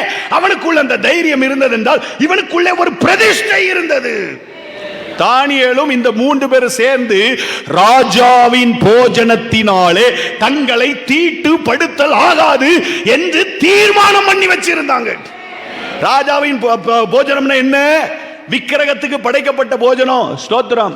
அப்ப விக்கிரகத்துக்கு படைக்கப்பட்ட போஜனத்தை எடுத்து சாப்பிட்டுட்டு நான் விக்கிரகத்தை வணங்க மாட்டேன் அப்படின்னு சொல்லி சொன்னா இவனை எவ்வளவு ஈஸியா குற்றப்படுத்தி இருக்கலாம். இவன் ஏற்கனவே நல்ல மனசாட்சியோடு நடந்திருந்தான். ஸ்தோத்திரம். அதனால சொல்றான், நீ நிறுத்தின விக்கிரகத்தை எல்லாம் பணிந்து கொள்ள முடியாது, எனக்குள்ள அந்த தைரியம். நம்ம ஆட்கள் 4 முக்கு ரோட்ல ஒரு பேய் நிக்குன்னு சொல்லி சொன்னா போதும், துஷ்டனை கண்டால் தூர விலகு. கர்த்தருக்கு சோத்திரம். நம்ம அழகான வார்த்தைகள் எல்லாம் எடுத்து பயன்படுத்துங்க. என்ன? துஷ்டனை கண்டால் தூர விலகு. நம்மளுக்கு ஆண்டவர் எப்படி வச்சிருக்கிறார்? தைரியம் உள்ளவனாக. திரும்பவும் பயப்படுகிறதற்கு, திரும்பவும் முன்னால பயப்பட்டீங்க ஐயா, திரும்பவும் பயப்படுகிறதற்கு நீங்கள் என்ன ஆவியை இப்ப பெறவில்லை? ஹலோ, அடிமைத்தனத்தின் ஆவியை பெறாமல் இப்ப என்ன ஆவியை ஆண்டவர் தந்திருக்கிறாரு? பலமுள்ள ஆவி, அன்புள்ள ஆவி, தெளிந்த புத்தி உள்ள ஆவியை நமக்கு தந்திருக்கிறார் ஐயா. நல்மனசாட்சியோட ஒரு விசுவாசி நடப்பான் என்று சொன்னால் அவன் எதிலையுமே தைரியம் இல்லாமல் பயந்து ஓடுகிறவன் கிடையாது. ஸ்தோத்திரம். அதனால்தான் ஆதி காலத்து விசுவாசிகள் விசுவாசத்திற்காக வாளால் அறுப்புண்டார்கள், குறைவுகளை அனுபவித்தார்கள், தங்கள் பிள்ளைகளை சாக கொடுத்தார்கள், செத்து கிடந்தவர்களை உயிரோடு கூட எழுப்ப பெற்றார்கள். அவங்களுக்கு எதுவுமே பொருட்டல்ல, கிறிஸ்து எனக்கு ஜீவன். இருக்கீங்களா இல்லையா? நானும் எப்படியாவது தாக்கோலால குத்தி எழுப்பிடலான்னு தான் பார்க்கிறேன். கர்த்தருக்கு ஸ்தோத்திரம். நல்ல மனசாட்சி ஒருவனுக்குள்ள இருக்கும் என்றால் சபையே, நீங்களும் நானும், வேதம் சொல்லுகிறது அல்லவா, நீதிமான்கள் எப்படி இருப்பாங்க? சிங்கத்தை போல. எத்தனை சிங்கம் நம்ம சபையில உட்கார்ந்துருக்கு? உட்கார்ந்துருக்கிற சிங்கம்லாம் கை வைத்து ஒரு அல்லையா சொல்லுங்க. நீ யாரு சிங்கத்தை போல? நீதிமான்கள் சிங்கத்தை போல. அப்ப ஒரு நல்ல மனசாட்சி ஏன் ஐயா நமக்குள்ள தேவை? அந்த நல்ல மனசாட்சி இருந்தது என்றால் நமக்குள்ளே தைரியம் இருக்கும். இரண்டாவதாக அப்போஸ்தலனாகிய பவுல், ஸ்தோத்திரம், கொரிந்தியருக்கு எழுதின 2வது நிருபம், 2 கொரிந்தியர் 4வது அதிகாரம் 2வது வசனத்தை எடுத்து வாசிக்க போகிறோம். 247வது பக்கத்துல. ஸ்தோத்திரம். 1வது வசனத்திலிருந்து வாசிக்கலாம். ஸ்தோத்திரம். எல்லாரும் வசனத்தை கவனிங்க. இப்படிப்பட்ட ஊழியத்தை உடையவர்களாகிய நாங்கள் இரக்கம் பெற்றிருப்பதால் சோர்ந்து போகிறது இல்லை. அந்தரங்க காரியங்களை நாங்கள் நல்ல கவனிங்க. ஏன் இந்த நல் மனசாட்சி தேவை? வெட்கமான அந்தரங்கமான காரியங்களை நாங்கள் வெறுத்து தந்திரமாய் நடவாமலும் தேவ வசனத்தை புரட்டாமலும் சத்தியத்தை வெளிப்படுத்துகிறதினாலே தேவனுக்கு முன்பாக எல்லா மனுஷருடைய மனசாட்சிக்கும் எங்களை உத்தமர் என்று நாங்கள் விளங்க பண்ணுகிறோம். கைகளை உயர்த்தி ஒரு அல்லேலூயா சொல்லுங்க பார்க்கலாம். அல்லேலூயா.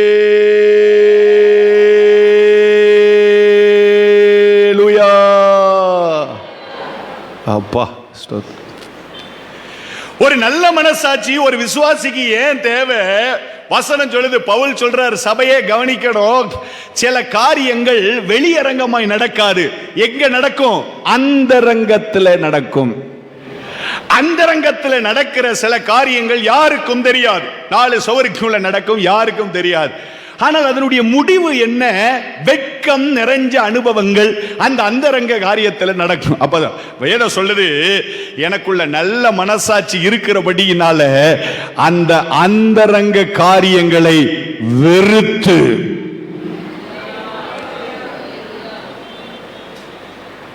அந்தரங்க காரியங்களை நான் வெறுத்து என்னை எப்படி நிறுத்த பார்க்கிறேன்?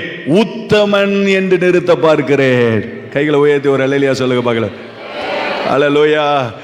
நான் உத்தமனா வாழணும்னு எத்தனை பேர் ஆசைப்படுறீங்க?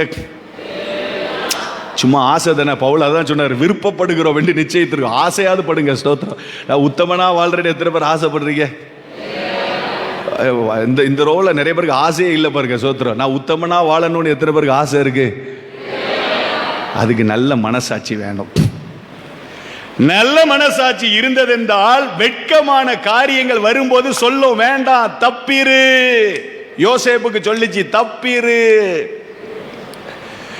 தப்பிரு. தன்னைத்தான் புகழுகிறவன் உத்தமன் அல்ல, கர்த்தரால் புகழப்படுகிறவனே உத்தமன். உத்தமனுக்கு கர்த்தர் துணையாய் இருப்பார். ஆமென். ஒருத்தன் உத்தமனா இருந்துட்டானா அவனுக்கு துணையா யார் இருப்பான்? சொல்லுங்க, யார் இருப்பாயா? கர்த்தர் இருப்பார். நமக்கு துணையா கர்த்தர் இருக்கணும்னு எத்தனை பேர் ஆசைப்படுறீங்க? உத்தமனாயிருங்கள். உத்தமனா எப்படி மாற முடியும்? நல்ல மனசாட்சி உடையவன. 3ஆவதாக அப்போஸ்தலனாகிய பவுல் தீமோத்தேயுவுக்கு எழுதின 1வது நிருபம் 1 தீமோத்தேயு 1வது அதிகாரம் 1 தீமோத்தேயு 1வது அதிகாரம் அதனுடைய 5வது வசனத்தை வாசிக்க கேட்போம். வேகமாக வாசிக்கலாம். கற்பனையின் பொருள் என்னவெனில், சுத்தமான இருதயத்திலும் நல்மனசாட்சியிலும் மாயமற்ற விசுவாசத்திலும் பிறக்கும் அன்பே. 1 தீமோத்தேயு 3வது அதிகாரம் 9வது வசனத்தை எடுத்து வாசிப்போம். 287. விசுவாசத்தின் ரகசியத்தை. பரிசுத்த சபையே கவனிங்க, விசுவாசத்தின் ரகசியத்தை சுத்த மனசாட்சியிலே காத்து கொள்ளுகிறவர்களாக இருக்க வேண்டும். 1 தீமோத்தேயு 1வது அதிகாரம் 18, 19வது வசனங்களை நாம் வாசிக்க கேட்போம். குமாரனாகிய தீமோத்தேயுவே, உன்னை குறித்து முன் உண்டான தீர்க்க தரிசனங்களின்படியே நீ அவைகளை முன்னிட்டு நீ நல்ல போராட்டம் பண்ணும்படிக்கு இந்த கட்டளையை உனக்கு ஒப்புவிக்கிறேன்.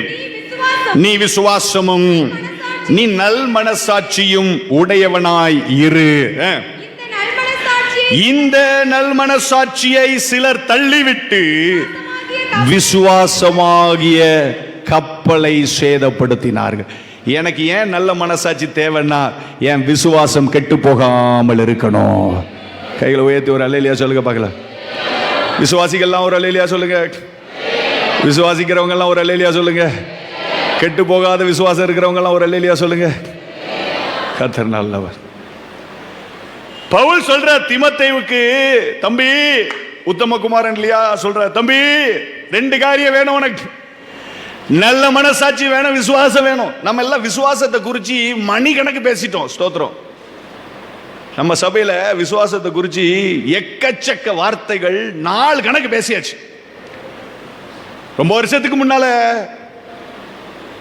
பாஸ்டர் மார்ட்டின் ராபர்ட் ஐயா வந்திருக்கும் போது ஒரு காலை வேளையில விசுவாசத்தை குறித்து பேசுவோம் அப்படின்னு சொல்லி நம்ம தான் சொன்னோம். அவர் நம்ம கிட்ட கேட்டார், எத்தனை பேருக்கு ஞாபகம் இருக்குன்னு தெரியல, நம்மகிட்ட தான் கேட்டார், என்ன பிரசங்கம் பண்ணணும்னு விரும்புறீங்கன்னு கேட்டார். 20 வருஷத்துக்கு முன்னால.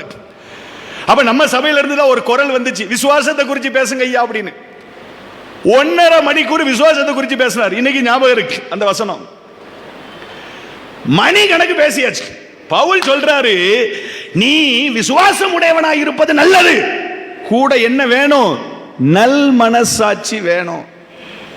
ஏன் அப்படின்னு சொல்லி கீழே எக்ஸ்பிளனேஷன் பண்றாரு. நல் மனசாட்சியை ஒருத்தன் சேதப்படுத்திட்டோம்னா விசுவாசங்கிற கப்பல்ல என்ன விழுந்துரும், ஓட்ட விழுந்துரும், சேதம் உண்டாயிருக்கு. கப்பல்ல ஓட்ட விழுந்துச்சுன்னா சபையே வெளியே இருக்கிற தண்ணி உலகம் உள்ளுக்குள்ள வந்துடும். நீ உலகத்துக்குள்ள போக மாட்ட, உலகம் உனக்குள்ளே வந்துவிடும். அப்புறம் உலகமும் நம்ம ஒன்று. ஸ்தோத்திரம்.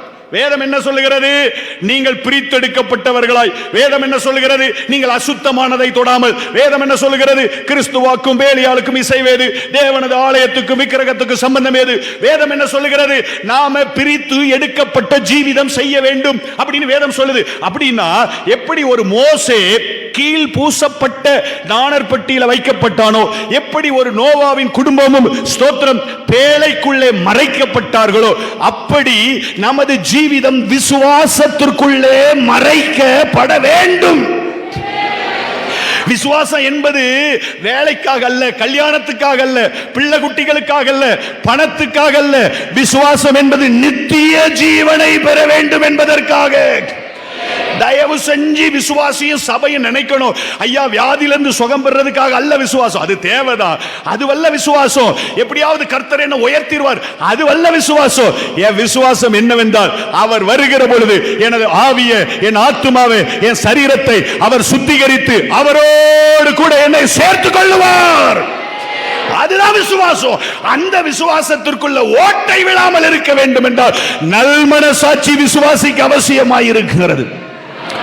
அப்படின்னா நம்ம ஆயத்தமா இருக்க வேண்டும். எந்த நேரத்தில் அவர் வரட்டும், ரெடி. எந்த நேரத்தில் வரட்டும் ஐயா, இன்னைக்கு வராதையும் சொல்ல முடியாது. எப்ப வேணாலும் வரும் ஐயா, நான் தயாராயிருக்கேன். எனக்கு தெரியும் நான் பரமயோக்கியன் கிடையாது. ஸ்தோத்திரம். நம்ம மிதமிஞ்சின நீதிமான போயிடக்கூடாது. நான் பரமயோக்கியன் கிடையாது. அதனால தானே பவுல் தெசலோனிக்கே சபைக்கு அப்படித்தானே எழுதுறார். 1 தெசலோனிக்கர் 5:23 நம்முடைய ஆண்டவர் வரும்போது ஆவியே, ஆத்துமாவை, சரீரத்தை குற்றமற்றதாக அவர் என்ன செய்வார், காத்துக்கொள்வார். உங்களை அழைத்தவர் உண்மை உள்ளவர், அவர் அப்படியே செய்வார். என் விசுவாசம் என்னன்னா, நான் என் மனசாட்சியின்படி, பரிசுத்த ஆவியானவரின்படி மாமிசத்தின் கிரியைகளை அழித்து நான் நீதியாய் வாழுகிறேன். ஆனால் அவர் வருகிற பொழுது அவரது தயவினாலே என்னை சேர்த்துக் கொள்ளுவார். அல்லேலூயா. ஐயா, அந்த விசுவாசம் ஐயா சபைக்கு தேவை. அந்த விசுவாசம் ஐயா விசுவாசிக்கு தேவை. அந்த விசுவாசம் ஐயா இந்த உலகத்துக்கு தேவை. அந்த விசுவாசம் தான் இந்த உலகத்தை ஜெயிக்கிற ஜெயம். அது கெட்டு போகாம இருக்கணும்னா நல்ல மனசாட்சி அவசியம். அதனால நம்ம விசுவாசத்துக்கெல்லாம் ஜெபம் பண்றத ஒரு ஓரமா மூட்டை கட்டி வச்சுட்டு நல் மனசாட்சிக்கு ஜெபம் பண்ணுவோம். என் மனசை சுத்தப்படுத்த மாட்டேன், வெளியரங்கமான மனசை. நான் ஒரு நாள் யோசிச்சு பார்த்தேன், இந்த புத்தகம் வெளியரங்கமான புத்தகம். இதில் எந்த பக்கத்தையும் நம்ம திருப்பி வாசிக்கலாம். சில மூடப்பட்ட புத்தகங்களுக்குள்ள உள்ள என்னது இருக்குன்னு தெரியாது. நம்ம மனசுக்குள்ள நிறைய மூடப்பட்ட காரியங்கள் இருக்கு. அதையெல்லாம் தேவன் ஒன்று ஒன்றா புரட்டி பார்த்துட்டாருன்னா நம்மளால் தாங்க முடியாத அளவு வேதனைகள் அதுக்குள்ள நிறைஞ்சிருக்கு. என் வாழ்க்கை ஒரு திறந்த புத்தகமாய் காணப்படணும். ஆமாம், விசுவாசியின் வாழ்க்கை எப்படி இருக்கணும், திறந்த புத்தகமா. எல்லா பக்கத்தையும் புரட்டுங்க, எல்லாத்துலேயும் கிறிஸ்து இயேசுவின் ரத்தம் தெளிக்கப்பட்டிருக்கிறது ஐயா. நம்ம எல்லாரும் முழங்கால் போடுவோம். ஒரு 5 நிமிஷம் நம்ம ஜெபிக்க போகிறோம். 5 நிமிஷம் மாத்திரம் ஜெபிக்க போகிறோம். என் மனசாட்சியை சுத்திகரிப்பீராக. இன்னைக்கு இதுதான் நம்ம ஜெபம், வேற எந்த ஜெபமும் இல்லை. மனசாட்சியை சுத்திகரிக்கும் போதே ஒவ்வொரு காரியங்களாக நடக்கும். தைரியம் உண்டாகும். மனசாட்சியை சுத்திகரிக்கிற பொழுதே பரிசுத்தம் உண்டாகும். மனசாட்சியை சுத்திகரிக்கிற பொழுதே விசுவாசம் பலப்படும். ஆமென். ஹல்லேலூயா. அல்லேலூயா. 2 தீமோத்தேயு 1:4 வாசிச்சு பார்க்கிறோம். சுத்த மனசாட்சியோடு தேவனை ஆராதித்து வருகிற அனுபவம் எழுதப்பட்டிருக்கிறது. மனசாட்சி சுத்திகரிக்கப்படுகிற பொழுதே நம்ம ஆராதிக்க ஆரம்பிச்சிருவோம். ஆராதிக்க ஆரம்பிச்சிருவோம். அல்லேலூயா. 2 தீமோத்தேயு 2:22 வேதம் சொல்லுகிற சுத்த மனசாட்சியோடு தேவனை தொழுது கொள்ளுகிறவர்களோடு கூட சேர்ந்து நீ சமாதானத்தை நாடு அப்படின்னு சொல்றார். அப்ப சுத்த மனசாட்சி நமக்கு தேவை. எதுக்காக? தேவனை ஆராதிப்பதற்காக. ஆமென். அல்லேலூயா, அல்லேலூயா, அல்லேலூயா. முடிஞ்சவங்க நெடுமுழங்கால் போட்டு அல்லேலூயா, அல்லேலூயா. நம்ம அவருக்கு தயவுக்காக காத்திருக்க போகிறோம். தயவு செஞ்சு இந்த நேரத்தை நாங்கள் யாரும் அசட்டை பண்ணாதபடிக்கு எல்லாரும் ஒரு மனதோடு கூட, ஆண்டவரே இன்னைக்கு உமது இரத்தம் என் இருதயத்தில் ஒரு விசை தெளிக்கப்படுவதாக, என் மனசாட்சியில் ஒரு விசை உமது இரத்தம் தெளிக்கப்படுவதாக, என் குற்றங்கள், என் பாவங்கள், என் குறைகள் எல்லாம் நீங்கத்தக்கதாக. இன்னைக்கு ஒரு பரிசுத்தம் எனக்கு தேவை. நான் ஒரு தைரியமுள்ள விசுவாசியாய் வாழ விரும்புகிறேன். நான் ஒரு பரிசுத்தமுள்ள விசுவாசியாய் வாழ விரும்புகிறேன். நான் நல் மனசாட்சியை சேதப்படுத்தாத விசுவாசியாய் வாழ விரும்புகிறேன். நான் உம்மை உண்மையோடு ஆராதிக்கிற விசுவாசியாய் வாழ விரும்புகிறேன். உம்மை நான் பரலோகத்தில் வந்து சந்திப்பதற்கு ஆயத்தம் உள்ளவனாய் வாழ விரும்புகிறேன். அதற்கு எனக்கு இந்த நல் மனசாட்சி தாங்க. இந்த நல் மனசாட்சிக்கு அடையாளமாகத்தான் நாம் ஞான ஸ்நானத்தை பெற்றுக்கொண்டோம் அப்படின்னு பரிசுத்த வேதம் சொல்லுகிறது. அந்த எபிரேயர் 13:18 வாசித்து பார்த்தோமே, நாங்கள் நல் மனசாட்சி உடையவர்களாய் வாழும்படிக்கு விரும்புகிறோம். அந்த ஆசை உங்களுக்குள்ள வரட்டும். வாயை திறந்து நீங்க 2 தடவையோ 3 தடவையோ ஆண்டவர்கிட்ட அந்த ஆசையை சொல்லுங்க. வேதத்தை நம்ம வாழ்க்கையில கொண்டு வாங்க. வேதத்தை நம்ம வாழ்க்கையில கொண்டு வாங்க. தயவு செஞ்சு அந்த வாயை திறந்து அறிக்கை பண்ணுங்க. ஆண்டவரே, நான் நல் மனசாட்சி உடையவனாய் வாழ விரும்புகிறேன். நான் நல் மனசாட்சி. இந்த சத்தம் போதாது சபையே, இந்த சத்தம் போதாது, இந்த சத்தம் போதாது. நம்ம காருக்காக, பேருக்காக, புகழுக்காக தேவனை தேடி வரவில்லை. நித்திய ஜீவனுக்காக தேவனை தேடி வந்திருக்கிறோம். அல்லேலூயா. நம்மை ரட்சித்தவர் அவரே. அல்லேலூயா, அல்லேலூயா. நம்மை ரட்சித்தவர் அவரே. அல்லேலூயா. என்னை ஒரு விசை கழுவுங்க ஆண்டவரேன்னு கேட்க போகிறோம். என்னை ஒரு விசை கழுவுங்க. அல்லேலூயா, அல்லேலூயா, அல்லேலூயா, அல்லேலூயா. விலையேற பெற்ற திருரத்தமே அவர் வீலாவில் நின்று பாயுதே. விலையேற பெற்ற திருரத்தமே அவர் வீலாவில் நின்று பாயுதே. விலையேற பெற்றோனாய் உன்னை மாற்ற விலையாக இந்த நரே. விலையேற பெற்றோனாய் என்னை மாற்ற விலையாக இந்த நரே.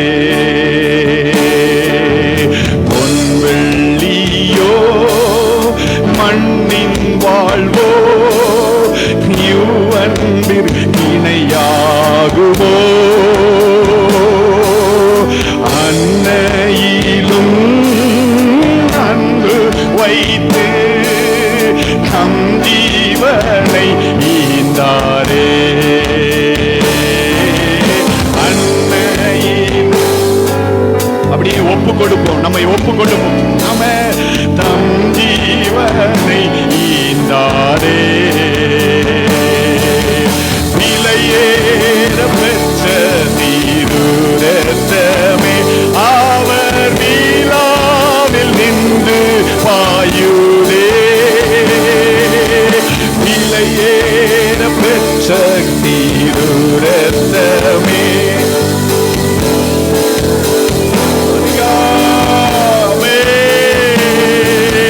விலையேற பெற்றோனாய்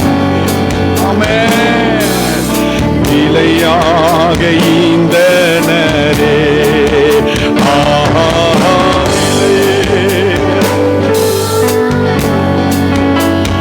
மாற்ற விலையாக. கரங்களை உயர்த்தி சொல்லுமா, எந்தனுக்காய் கல்வாரியில் இந்த பாடுகள் பட்டி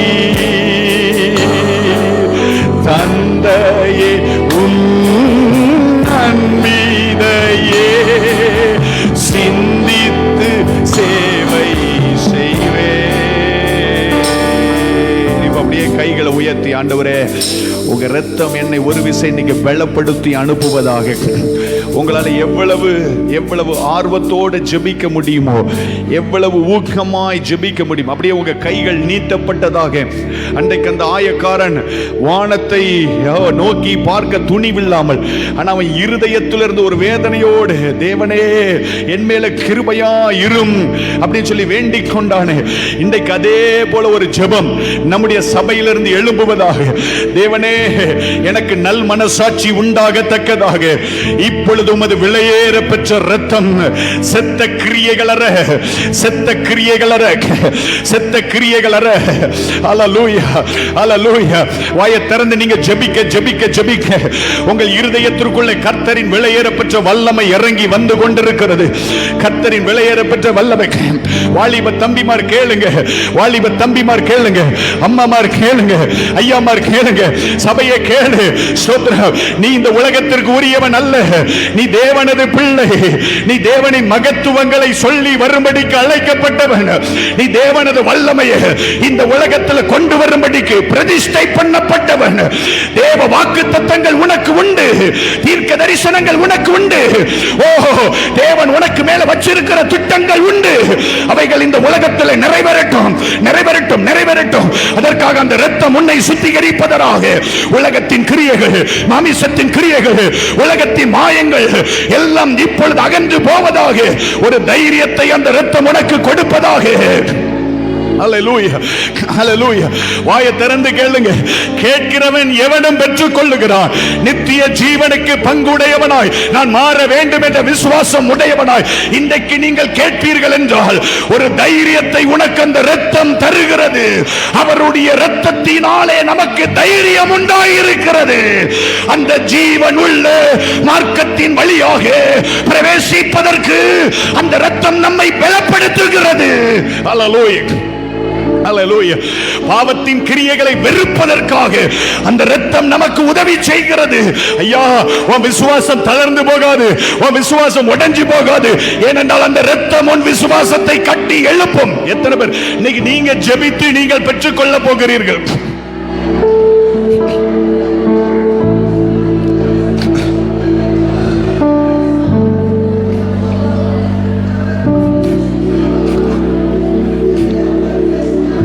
Rabba Shagandala Baba Baba Dudala Baba Baba Lokandana Rabba Shakandere Legatiaraba Lohandala Rabba Shakan. இன்னைக்கு கர்த்தருடைய வார்த்தை அநேகம் பேருக்கு இருதயத்திலே குத்தி இருக்கிறது. அநேகம் பேருடைய மனசாட்சியை கர்த்தர் சுத்தப்படுத்தி இருக்கிறார். அதற்காக கைகளை உயர்த்தி கர்த்தருக்கு ஸ்தோத்திரம் பண்ணுங்க பார்க்கலாம். அல்லேலூயா. அநேக பாவ கரைகளை கர்த்தர் அகற்றி போட்டிருக்கிறார். கர்த்தருக்கு ஸ்தோத்திரம் பண்ணுங்க பார்க்கலாம். இன்னையிலிருந்து ஒரு பரிசுத்தமான வாழ்க்கையை கர்த்தர் நமக்கு தரப்போகிறார். இன்னும் பரிசுத்தத்தில் வளர கர்த்தர் நமக்கு உதவி செய்ய போகிறார். கர்த்தருக்கு ஸ்தோத்திரம் பண்ணுங்க பார்க்கலாம். அல்லேலூயா. வாயை திறந்து ஸ்தோத்திரம் பண்ணுங்க. அல்லேலூயா, அல்லேலூயா, அல்லேலூயா, அல்லேலூயா, அல்லேலூயா. விலையேற பெற்றோனாய் என்னை மாற்ற விலையாக இந்த நரே.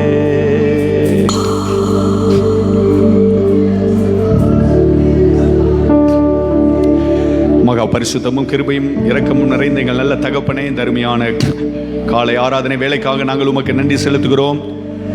ஆண்டவரே, இந்த நாளில் உமது சமூகத்தில் கூட்டி சேர்த்தீர். உம்மை பாட துதிக்க எங்களுக்கு அனுக்கிரகம் செய்தீர்.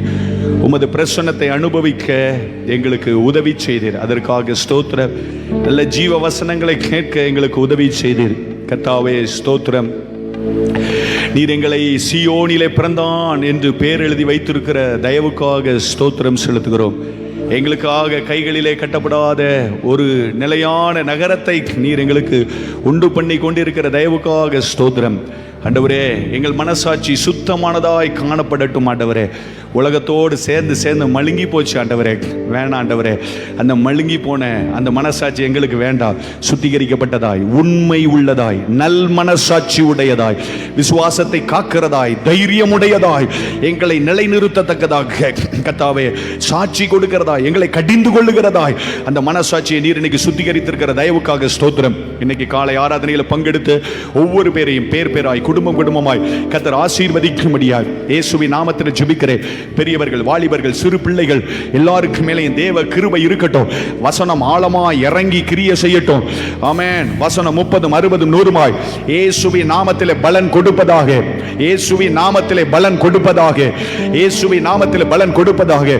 மண் குகையிலே உருக்கி 7 தரம் புடமிடப்பட்ட சுத்த வெள்ளிக்கு ஒப்பான உமது வார்த்தைகளுக்குள்ளே இருக்கிற ஜீவன் எங்கள் வாழ்க்கையிலே கிரியை நடப்பிப்பதாக என்று நாங்கள் ஜெபிக்கிறோம்.